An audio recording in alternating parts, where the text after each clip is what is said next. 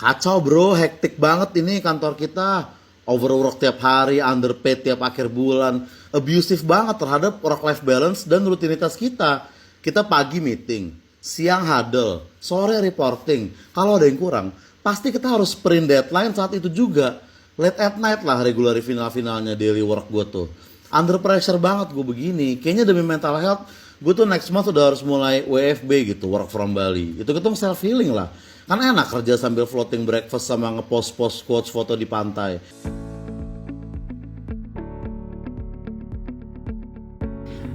Nah, dari video tadi, kalian sadar nggak sih?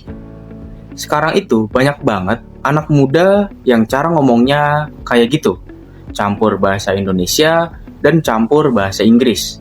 Bahkan kadang lebih banyak menggunakan bahasa Inggrisnya.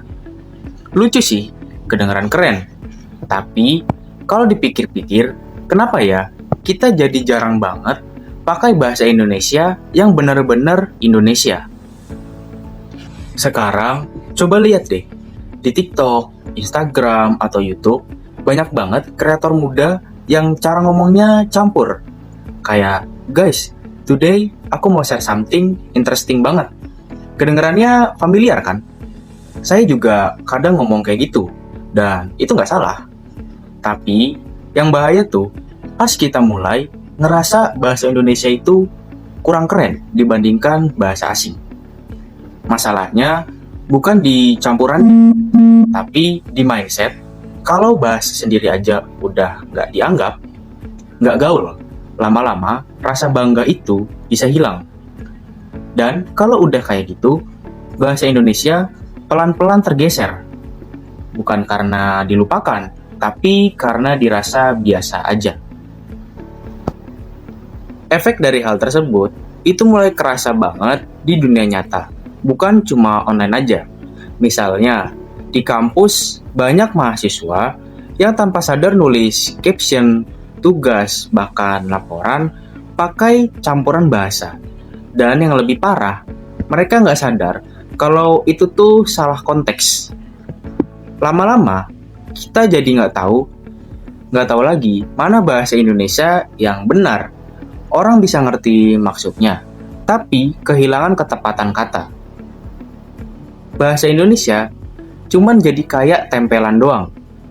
Padahal bahasa itu nyambung ke cara kita berpikir. Kalau bahasanya mulai berantakan, cara kita berpikir juga ikut kabur. Dan di jangka panjang, kalau kebiasaan ini terus dibiarkan, bisa aja nanti generasi kita malah ngerasa bahasa Indonesia itu bahasa kedua, bukan bahasa utama. Bayangin aja, itu bakal jadi kehilangan besar buat identitas bangsa kita sendiri. Saya nggak nyalahin siapa-siapa. Kita semua tumbuh di era digital, di mana informasi datang dari mana aja. Dari film luar, YouTube, TikTok, podcast, semuanya pakai campuran bahasa. Tapi, sadar nggak? Dari situ, kita mulai pelan-pelan kehilangan kebiasaan ngomong pakai bahasa Indonesia yang jernih, yang nyambung sama akar budaya kita sendiri. Coba deh, bayangin bahasa Indonesia itu kayak pohon. Kalau nggak disiram, nggak dirawat, lama-lama akan layu. Tapi, kalau kita siram tiap hari, dia tumbuh lagi, makin kuat, dan tetap relevan. Bahasa itu hidup karena dipakai, bukan disimpan. Dan kalau kita berhenti pakai, dia bisa mati pelan-pelan, tanpa kita sadari. Maka dari itu, mulai sekarang, ayo kita ubah cara pandang itu. Nggak perlu tiba-tiba super formal, cukup sadar aja kapan dan di mana kita ngomong. Misalnya di caption, di karya, atau di kelas. Coba pakai bahasa Indonesia dulu. Gaya bisa nyusul. Keren itu nggak harus campur bahasa. Keren itu kalau kalian bisa nyampein ide dengan jelas. Dan orang lain ngerti tanpa harus translate di kepalanya. Dan kalau kalian bikin konten, jangan takut pakai bahasa Indonesia. Justru di situ kekuatan kalian. Kalian bisa bikin sesuatu yang relate buat jutaan orang. Bahasa itu identitas. Kalau kita berhenti bangga, siapa yang bakal meneruskannya nanti? Nama saya Ahmad Alfian Saputra dengan NIM 073 dan ini suara saya untuk bahasa Indonesia. Karena pada video sebelumnya, pada awal-awal saya belum memperkenalkan diri, izinkan kali ini saya memperkenalkan diri saya. Saya mahasiswa dari Universitas Negeri Surabaya, Fakultas Ekonomika dan Bisnis dari Prodi Pendidikan Akuntansi. Nama saya Ahmad Alfian Saputra, NIM terakhir 3 digit 073 dari kelas PAK 2024A.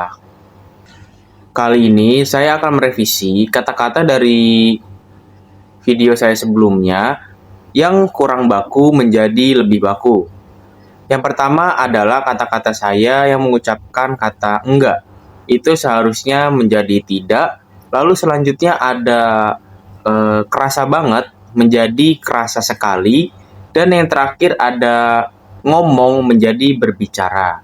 Itu saja yang bisa saya revisi terkait pengucapan yang kurang baku di video saya sebelumnya. Setelah video kampanye ini saya unggah, ternyata respon dari audiens cukup positif. Video ini mendapat beberapa likes dan juga komentar yang menunjukkan bahwa pesannya sampai ke penonton. Salah satunya ada yang menulis, "Video bagus banget. Saya baru sadar kalau saya sendiri sering mencampur bahasa di organisasi. Jadi, kepikiran buat pakai Indonesia yang lebih baik." Komentar itu menunjukkan kalau kampanye ini berhasil menumbuhkan kesadaran baru tentang kebiasaan di kalangan muda. Lewat pesan yang sederhana, ternyata bisa bikin orang mikir dan mulai bangga pakai bahasa Indonesia dengan lebih baik.